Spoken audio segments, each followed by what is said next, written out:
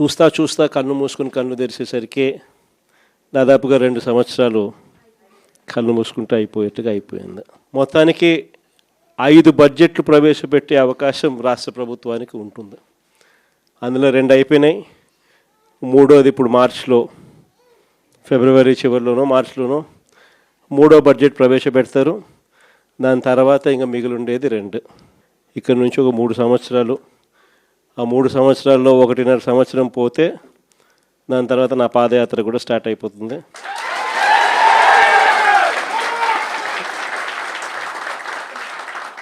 దాని తర్వాత మరో 1.5 సంవత్సరం నేను కూడా ప్రజలతోనే రోడ్ల మీదే ప్రజల్లోనే మమేకమవుతూ ఆ ప్రయాణం కొనసాగుతుంది. ఇది మరీ ముఖ్యంగా ఎందుకు చెప్పాల్సి వస్తూ ఉంది అంటే, ఈరోజు పరిపాలన చాలా అంటే చాలా అన్యాయంగా జరుగుతూ ఉంది. రెడ్ బుక్ రాజ్యాంగంతో ఎక్కడా కూడా ఎవరినైనా కూడా ఏమంటే అది నేను చేసేయచ్చు అని ఖండకావరంతో ఈరోజు పరిపాలన సాగిస్తూ ఉన్నారు. పాలనంతా కూడా అబద్ధాలు, మోసాలు. ఆ అబద్ధాలు ఆడుతున్నావయ్యా, మోసం ఎందుకు చేస్తున్నావయ్యా అని చెప్పి గట్టిగా నిలదీస్తే రివర్స్ ఉల్టా కేసులు పెడతా ఉన్నారు, పోలీసులను పంపిస్తూ ఉన్నారు.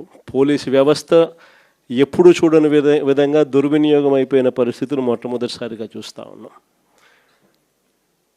ఇవన్నీ కూడా ఈరోజు మనకు కనిపిస్తూ ఉన్నాయి. మరోవైపున పాలన ఎలా సాగుతూ ఉందని ఒకసారి చూస్తే, పాలనలో ప్రతి ఇంట్లో కూడా ఈరోజు చర్చనీయాంశంగానే ఉంది. ప్రతి ఇంట్లో కూడా ఈరోజు చర్చ జరుగుతూ ఉంది. జగన్ ఉన్నప్పుడే బాగుండేది, కనీసం ఆయన ప్రతి నెల ఏదో బటన్ నొక్కుతూ ఉన్నాడు, ఖచ్చితంగా మాట చెప్పినాడు, మాట ప్రకారం నిలబడ్డాడు. ఈరోజు జగన్ పోయాడు, చంద్రబాబు నాయుడు ఏమో బిర్యానీ పెడతానని మోసం చేశాడు, ఉన్న పలావు పోయింది, ఇప్పుడు బిర్యానీ కూడా పోయింది అని చెప్పి ఈరోజు ప్రతి ఇంట్లో కూడా చర్చనీయాంశం జరుగుతూ ఉంది.